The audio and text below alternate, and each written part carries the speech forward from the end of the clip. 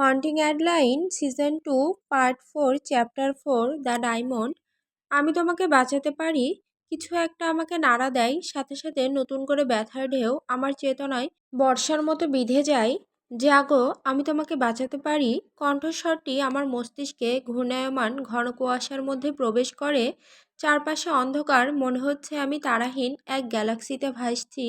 কিন্তু শীতল এক ঠান্ডা স্রোত আমার শরীর জুড়ে সাপের মতো ছুটে বেড়াচ্ছে, কোনো বিপদের সংকেত দিচ্ছে। একটি হাত আমার বাহুতে রাখা এবং আবারও আমাকে শক্ত করে নাড়িয়ে দেয়। আর বেশি সময় নেই, তোমাকে জাগতে হবে, আমি তোমাকে সাহায্য করব। অন্তহীন অন্ধকারের মধ্যে আলোয় এক ফাটল দেখা দেয়। আমি সেই আলোর দিকে মনোযোগ দেই এবং যখন কেউ আমার শরীর নাড়াতে থাকে, ফাটলটি বড় হতে হতে অবশেষে চোখে অন্ধ করা আলোয় রূপ নেয়। আমি কোঁকিয়ে উঠি, চেতনা ফিরে আসতে শুরু করে। আমার বাহুতে শক্ত একটি হাতের গ্রিপ শক্ত হয়, আর আমাকে ঘুম থেকে জাগানো কণ্ঠস্বরটি স্পষ্ট হতে থাকে। আরেকবার আমাকে ঝাঁকানো হয় এবং এই কঠোর নাড়াচাড়া শেষ পর্যন্ত আমাকে জাগিয়ে তোলে। আমার চোখ হঠাৎ করে খুলে যায় এবং কেন জানি না আমার বুকের মধ্যে থাকা হৃৎপিণ্ড পাগলের মতো ধুকপুক করতে থাকে। পাঁজরের খাঁচার ভেতর এমন তীব্রভাবে ধাক্কা দিতে থাকে যেন সেই ব্যক্তি আমাকে নাড়াচ্ছে তার মতোই হিংস্র।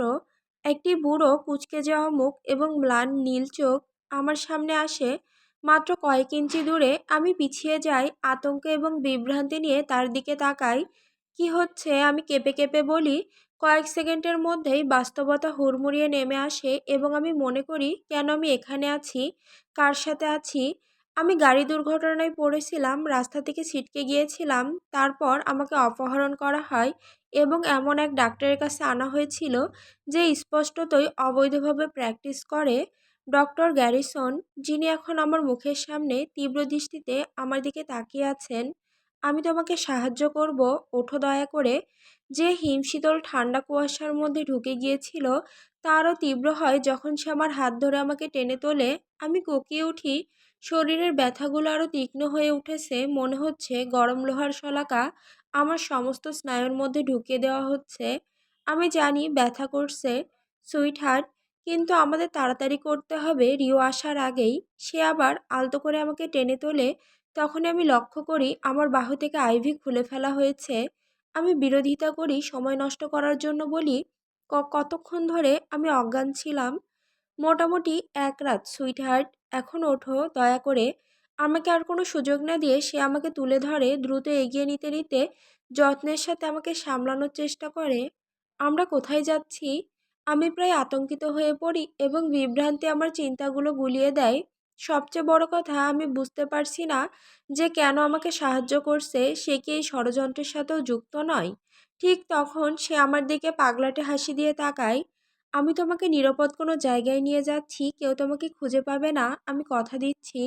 আমার গলায় পাথরের মতো কিছু আটকে যায়। আমি গিলতে চেষ্টা করি যখন আমার অবস্থান ভয়াবহতা স্পষ্ট হয়ে ওঠে। কেউ তোমাকে খুঁজে পাবে না। সে হয়তো আমাকে রিও আর রিকের হাত থেকে বাঁচাচ্ছে, কিন্তু এর মানে এই নয় যে আমাকে তার হাত থেকেও বাঁচতে হবে না। "তুমি এটা কেন করছো?" আমি নিঃশ্বাস ফেলতে ফেলতে বলি। চোখ রুমের চারপাশে ছুটে যায়, সমাধান খুঁজতে থাকি। এখানে একটি মাত্র এক্স আছে এবং সে আমাকে সরাসরি সেদিকেই নিয়ে যাচ্ছে। সে আমাকে কোথাও বন্দি করে রাখবে, একটা ছোট বাক্সে ভরে, আর গ্লোরি হোল দিয়ে খাবার দিবে। এই দৃশ্য কল্পনা করে আমি এতটা আতঙ্কিত হই যে মনে হয় রিও আর রিক এর কাছেই থাকাই ভালো। আমি ডাক্তার হয়েছি কারণ আমি মানুষকে যত্ন করতে পছন্দ করি, কিন্তু হাসপাতালগুলো আমাকে আমার মতো করে রোগীদের যত্ন নিতে দেয়নি।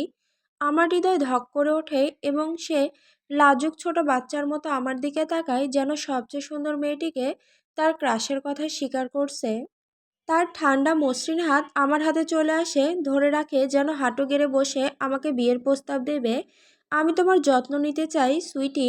আমি আমি তোমাকে এদের চেয়ে ভালোভাবে রাখবো। আমি প্রতিশ্রুতি দিচ্ছি, আমি তোমার সাথে ভালো আচরণ করব।" আমার মুখ খুলে যায় কিন্তু কোনো শব্দ বের হয় না। আমি কি বলবো এখানে? "হ্যাঁ, দয়া করে আমাকে তোমার ভয়ঙ্কর গুহায় নিয়ে যাও। এর থেকে ভালো আর কিছু হতে পারে না।" আমি চাই সে আমাকে বাড়ি যেতে দিক, আরেকজন ভয়ঙ্কর মানুষের হাতে বন্দী হয়ে থাকার জন্য নয়। এক পা পিছিয়ে গিয়ে আমি সাবধানে তার হাত থেকে আমার হাত ছাড়িয়ে নিই। তার মুখটা পড়ে যায় এবং তার ম্লান নীল চোখে আঘাতের ছাপ দেখা যায়। যখন আমার আঙুলগুলো তার হাত থেকে সরে যায়, সে বিহেভস করে যেন হাঁটু গেড়ে বসে প্রস্তাব দিয়েছিল, আর আমি তা প্রত্যাখ্যান করেছি। আমি মনে করি না এটা ভালো ধারণা। তারা জানবে তুমি আমাকে বের করেছো। আমি যুক্তি দিয়ে বলার চেষ্টা করি। আমি তাকে সরাসরি না বলতে চাই না। তার মানসিক অবস্থা ভঙ্গুর মনে হচ্ছে এবং আমি জানি না এই মানুষটি আসলে কি করতে পারে। সে মাথা নাড়ে, রেগে গিয়ে আমার হাত টেনে ধরে। আমি ব্যথায় আরেকটা ঢেউ চেপে রাখি যখন সে অধৈর্য ভঙ্গিতে ব্যাখ্যা করে, যদি আমরা তাড়াতাড়ি করি তাহলে না, আমরা একটা প্ল্যান আছে। আমি শুধু চাই তুমি আমার সাথে চলো। যখন সে আমাকে টেনে নিয়ে যেতে থাকে তখন আমার ফাইট অর ফ্লাইট ইনস্টিংক্ট জেগে ওঠে। ব্যথা উপেক্ষা করে আমি তার হাত ছাড়িয়ে নিয়ে পিছিয়ে যাই। না, আমি তোমার সাথে যেতে চাই না, আমি চেঁচিয়ে উঠি। তার মুখ একটি বিকৃত দৈত্যের মুখে রূপ নেয় এবং তার শরীর থেকে যে শীতলতা বের হচ্ছিল তা বরফে পরিণত হয়। এই মানুষটি ভেতর থেকে মৃত। সে কেবল এক শীতল পচা কবরে পরিণত হয়েছে। আমি ব্যথায় এক ঝটকা অনুভব করি যখন বুঝতে পারি সে হাত তুলেছে। আমার মাথা সাইডে ছিটকে যায় আর আমার গালে আগুন ধরে যায়। আমি হাঁ করে কেঁপে উঠি, মুখ খুলে নিঃশব্দে কোকিয়ে উঠি যখন রক্তের ফোঁটা আঙুলে লেগে যায়। হাত সরিয়ে দেখি আমার আঙুলের রক্ত লেগে আছে। সে রিং পরা হাতে আমাকে চড় মেরেছে, একটা বিয়ের রিং। বিরক্তি আর রাগ মিশ্রিত এক অদ্ভুত অনুভূতি পেটে পাক খায়, কিন্তু আমি চুপ করে থাকি। পরিস্থিতি ভীষণ বিপজ্জনক আর আমি এখন আর আগের মতো ইচ্ছে মতো কিছু করতে বা বলতে পারি না। আর যতটা ইচ্ছে করে তাকে ঘুষি মেরে ফেলার, আমি ঠিকমতো নড়তেও পারছি না। শিট অ্যাডি, ভাবো। সে ভারী শ্বাস নিচ্ছে, রাগে তার মুখ লাল হয়ে উঠেছে। মনে হচ্ছে এক মৃতদেহের চোখের দিকে তাকিয়ে আছি যা কেবল ভেতরের অশুভ শক্তির দ্বারা চলমান। আমি তোমাকে রানীর মতো রাখবো, তোমার কোনো কিছু অভাব হবে না, সে রাগে হাত নেড়ে চিৎকার করে। আমি মাথা নাড়ি। ঠিক আছে, আমি শান্তভাবে বলি, কিন্তু তুমি আমাকে ঠিক এদের মতোই ভয় পাইয়ে দিচ্ছ। তার শরীর সোজা হয়ে যায় আর আমি দেখি তার চোখ থেকে রাগ মিলিয়ে যায়, যেন এখনই সে বুঝতে পারছে সে পাগলের মতো আচরণ করছে। দ্রুত তার মুখ ভয়াবহ রাগ থেকে লজ্জায় রূপ নেয়। তুমি ঠিক বলেছ, আমি দুঃখিত। সে এক পায়ে এগিয়ে এসে বলে, আমি শুধু, যদি আমি তোমাকে নিরাপদে বের করতে চাই, আমাদের তাড়াতাড়ি করতে হবে আর তুমি সহযোগিতা করছো না। আমি শক্ত হয়ে যাই কিন্তু পিছিয়ে যাই না যখন সে ক্ষমা চাওয়ার ভঙ্গিতে আমার হাত ধরে। আমি দুঃখিত যে আমি তোমাকে চড় মেরেছি, সুইট হার্ট। আমি শুধু তোমাকে সাহায্য করতে চাই, দয়া করে আমার সাথে চলো। আমি প্রতিশ্রুতি দিচ্ছি তুমি আমার সাথে সুখে থাকবে। প্যানিক আর অ্যাড্রেনালিন তীব্র আকারে বেড়ে যায়। আমার হৃদয় বুকে ব্যথা করে, ধড়ফড় করতে থাকে। যখন সে এমন আগ্রহ নিয়ে তাকিয়ে থাকে তখন চিন্তা করা ভীষণ কঠিন হয়ে যায় আর আমার পুরো শরীর মনে হয় মাংস কাটার মেশিনের মধ্যে দিয়ে গিয়েছে। কিন্তু যদি আমি বুদ্ধি করে এগোই, এটা পালানোর সেরা সুযোগ হতে পারে। যত কম আওয়াজে সম্ভব এখান থেকে বের হতে হবে যাতে টেরিও টুইন্স জেগে না যায়। তাই দুইটি অপশন আছে, তাকে মাথায় আঘাত করে পালাই অথবা তাকে ফাঁকি দিয়ে অন্য কোনো রাস্তায় বের হই। যাই হোক, আমি এখানে থাকবো না। ঠিক আছে, আমি ফিসফিস করে বলি, কষ্টে শ্বাস টেনে নেই। আমাকে শান্ত হতে দেখে সেও দ্রুত শান্ত হয়। তার বরফের চোখে বিজয়ের ঝলক দেখা যায়। সে আবার আমার হাত ধরে এবং লাল এক্সিট সাইন জ্বলতে থাকা দরজার দিকে আমাকে টেনে নিয়ে যায়। আমি চারপাশে তাকাই। ঠান্ডা আর স্যাঁতসেঁতে ঘরে কাঁপতে থাকি। এই রুমে সব কিছু ধূসর আর বিবর্ণ, আর উপরের বাতিগুলো থেকে ধুলো আর মৃত পোকামাকড়ের গন্ধ বেরোচ্ছে। এখানে এমন কিছুই নেই যা এই জায়গায় প্রাণ দেয়। যিশু, সে এখানে কিভাবে কাজ করে? এখানে তো হাসপাতালের রুমের চেয়ে মর্গের মতো লাগছে। এখানে মরতে হবে এই চিন্তায় আতঙ্কজনক, যদিও এখানে অনেকেই মরছে বলে মনে হচ্ছে। এখানে জীবাণুমুক্ত মৃত্যুর গন্ধ। আমরা যাই একটি টেবিলের পাশ দিয়ে যেটিতে ছড়িয়ে আছে বিভিন্ন যন্ত্রপাতি, অনেকগুলোই ধারালো। যদি আমি তার গলায় ছুরি বসিয়ে দেই সে চিৎকারও করতে পারবে না আর মিনিটের মধ্যেই মারা যাবে। তখন আমি দৌড়ে পালাতে পারবো। এরপর কি করব সে সম্বন্ধে বিন্দুমাত্র ধারণা নেই, কিন্তু আশা করি কোথাও গিয়ে সাহায্য পেতে পারবো।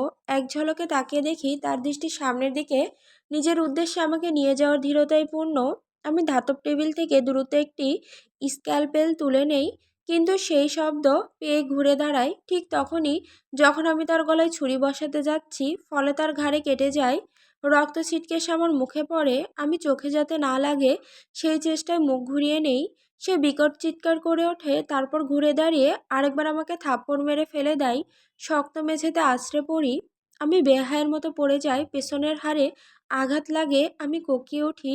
ব্যথার ঢেউ মেরুদণ্ড বেয়ে ওঠে, নিঃশ্বাস আটকে যায় এবং আমি কিছু বোঝার আগেই, শ্বাস নেওয়ার আগেই সে আমার উপর ঝাঁপিয়ে পড়ে। তুই একটা ডাইনি, সে চেঁচিয়ে ওঠে, হাত দিয়ে আমার গলা চেপে ধরে এবং আমার মাথা কংক্রিটের সাথে আঘাত করে। চোখের সামনে তারা নাচতে থাকে। কিছুক্ষণ আমি কিছুই দেখতে পাই না।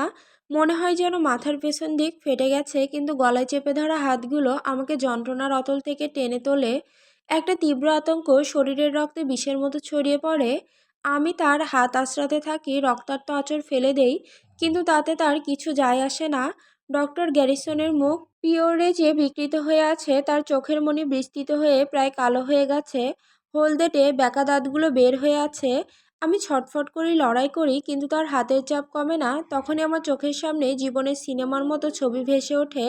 আমার মা, যিনি হেসেছিলেন আমার কোনো একটা বোকা কথায়, আমার বাবা চেয়ারে বসে ফুটবল খেলোয়াড়দের দিকে চিৎকার করে উঠছেন টিভির পর্দায়। যতটুকু উচ্ছ্বাস জীবনে দেখিয়েছেন তার চেয়ে বেশি দায়া মাথা পিছনে ফেলে হেসে উঠছে আমার কোনো কথা শুনে। সামনে দাঁতের ছোট ফাঁক দিয়ে হাসি, যেটা সে অপছন্দ করত আর আমি ভালোবাসতাম। তারপর জেড, সেই ঝড়ের মতো মানুষ যে আমার মধ্যে আগুন জ্বালিয়েছে, আমাকে ছাই করে দিয়েছে, কিন্তু একই সাথে আমাকে শক্তিশালী, সাহসী করে তুলেছে। সে আমাকে ভালোবাসার মূল্যবোধে ভরিয়ে দিয়েছে, একদম যেন একটি হীরার মতো। তবে জেড আমাকে কোনোদিন হীরা বলে ডাকতো না, সে বলতো আমি পৃথিবীর সবচেয়ে বিরল রত্ন। আমার বলা উচিত ছিল আমি। যখন অন্ধকার আমার দৃষ্টিকে ঢেকে ফেলে, তখনও এক বিন্দু আলো টিকে থাকে। তখন তার হাতের চাপ হালকা হয় এবং উষ্ণ আঠালো কিছু আমার মুখে পড়তে থাকে। প্রাকৃতিকভাবে আমি মুখ খুলে শ্বাস নিতে শুরু করি। আমার ফুসফুস ফুলে ওঠে। রক্তের ধাতুর স্বাদ আমার জিভে লাগে। আমি এমনভাবে শ্বাস নিতে থাকি যে চোখ উল্টে যেতে চাই। কিছুক্ষণ পরে বুঝতে পারি ডক্টর গ্যারিসনের অর্ধেক মাথা কেবল আমার উপর ঝুলছে। তারপর তার দেহ আমার উপর আশ্রে পড়ে। গলায় কাশির সাথে গর্জন মিশে যায়। চোখ আরও বিস্তৃত হয়ে যায়। তার থ্যাতলানো মাথা আমার কাঁধে পড়ে থাকে। রক্তের স্রোত আমার গাউন ভিজিয়ে দেয়। আমি কাশির ধাক্কায় কাঁপতে থাকি। মৃতদেহের নিচে পড়ে থাকা অবস্থায় রক্ত মুখে পড়তে থাকায় বমি চলে আসে। তার মাথায় যে অংশ বেঁচে আছে তার চেয়ে বেশি অংশ এখন আমার উপর ছড়িয়ে আছে। অত আতঙ্কিত হোস না, ঠিক আছিস? রিও আমার উপর ঝুঁকে এসে বিরক্তি আর সামান্য রাগ নিয়ে নিচের দিকে তাকায়। মৃতদেহ দেখতে অভ্যস্ত হয়ে যা, প্রিন্সেস। যেখানে যাচ্ছিস সেখানে অনেক দেখবি। ডক্টর গ্যারিসনের কলার ধরে টেনে ধরে। সে মৃতদেহটাকে আবার আমার মুখের ওপর ঝুলিয়ে ধরে। সঙ্গে সঙ্গে আরেকবার রক্ত আর মগজের অংশ আমার ওপর ছিটকে পড়ে। আমি চোখ মেলতে না মেলতেই মুখ ঢেকে ফেলি। যখন রিও হেসে দেহটাকে টেনে নিয়ে যায় এবং ঘরের কোনায় ফেলে রাখে, অবশেষে চাপ কমে আসে, আমি কাশতে কাশতে শ্বাস নিতে পারি। তারপরও ঠোঁট থেকে একটি করুণ ক্রন্দন বেরিয়ে আসে। আমার শরীর ভাঁজ হয়ে ছোট বলের মতো হয়ে যায়। মুখে রক্তের স্বাদ ভুলতে চেষ্টা করতে করতে তবুও সেটাই মনে পড়ে। আমার গা গুলিয়ে ওঠে, পেট মুচড়ে যায়। কিছু শক্ত জিনিস আমার কাঁধে ধাক্কা মারে, বমি থেমে যায়। আমি মাথা তুলে দেখি রিওয়ের বুট। তারপর রক্ত মিশ্রিত থুতু ছুঁড়ে দেই তার বুটের ওপর। এক ঢিলে দুই পাখি, একদিকে ফাক ইউ, অন্যদিকে মুখ করে থেকে ডাক্তার গ্যারিসনের রক্ত বের করে দেওয়া। রিও, তাতে কিছু যায় আসে না। তুই ঠিক আছিস? ওই লোকটা তোকে কিডন্যাপ করতে যাচ্ছিল। যেমন তুই করেছিলি, তাহলে তোরও তো একই পরিণতি প্রাপ্য, তাই না? আমি ফিসফিস করে বলি, শরীর শকে চলে যাচ্ছে। আমি দমকা দমকা কাঁপছি। অবশতা হাত পা বেয়ে উপরে উঠছে। শান্ত হও অ্যাডি, শ্বাস নে, শুধু শ্বাস নে। রিও হেসে ওঠে। আমি চোখ বন্ধ করে চেষ্টা করি আতঙ্ক না পাওয়ার। তার উপস্থিতি আমার উপর নেমে আসে। আমি জানি সে নিচে বসে আমার উপর ঝুঁকছে। তার গরম নিঃশ্বাস কানের পাশে পড়ছে যখন সে হেসে যাচ্ছে। তোর মুখটা খুব চালাক, কিন্তু এই দুনিয়ায় সেটা চালাক নয়। আমার পরামর্শ, মুখ বন্ধ রাখ, শুধু হ্যাঁ স্যার বলার যোগ্যতা রাখ, তাতে বেশি দিন বাঁচবি। এক ফোঁটা অশ্রু গড়িয়ে পড়ে, গলার ভেতরে কান্নার ঢেউ জমে ওঠে। তাই তো চাইবো না, বেশি দিন বাঁচতে না চাইলে ভালো, চিরদিন কষ্টের চেয়ে। সে দীর্ঘশ্বাস ফেলে। তুই ঠিক বলেছিস, যেখানেই হোক তুই মরবি। বিষয়টা কতদিন বাঁচবি তা নয়, বিষয় হলো যখন মরবি তখন কতটা ব্যথা হবে। আমার ঠোঁট কেঁপে ওঠে। সে আবার দীর্ঘশ্বাস ফেলে। বিরক্তি ফিরে আসে তার কণ্ঠে। চল উঠে পড়, আমাদের রওনা দিতে হবে। সে উঠে দাঁড়িয়ে কয়েক কদম দূরে যায়, তারপর পেছন ফিরে তাকিয়ে থাকে, আমাকে ওঠার জন্য অপেক্ষা করে। অবশ্যই আমি কোনোভাবে উঠে বসতে পারি, ব্যথা আবার হাড়ের ভেতর ফিরে আসতে থাকে।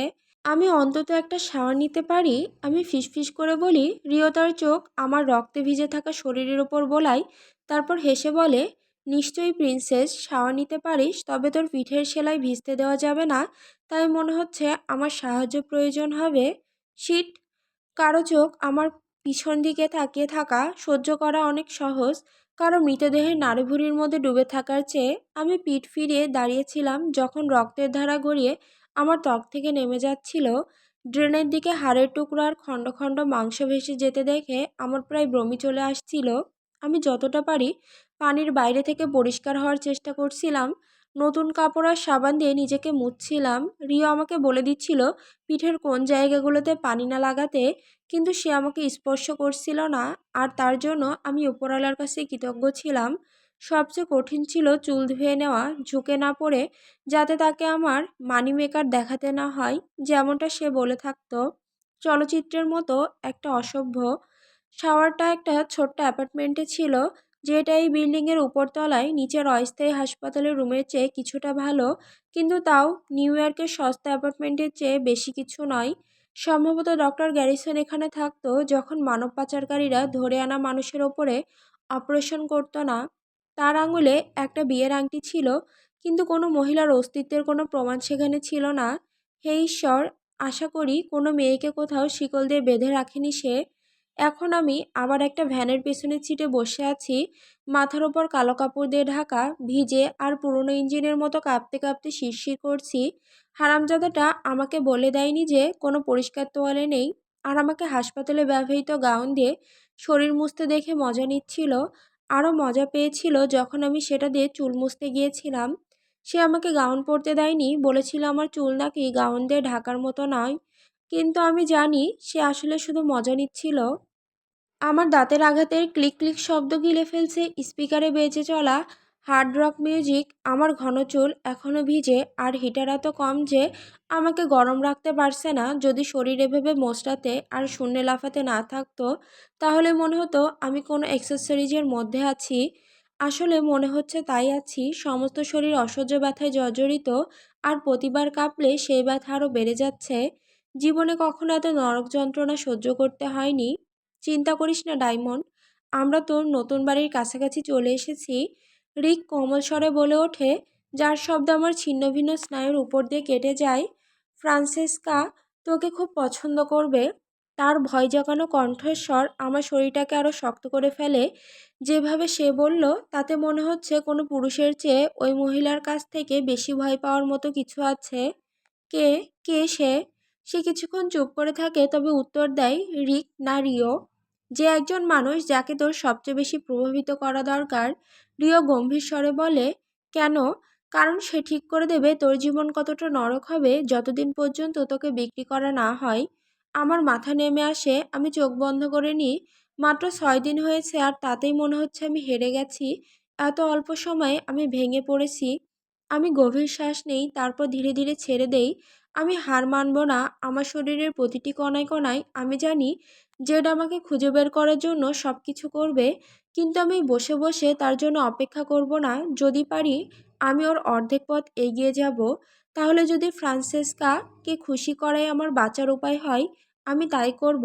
আমি সবসময় বোকামির মতো সাহসী ছিলাম, এতটাই যে সাহসের চেয়ে বোকামি বেশি ছিল।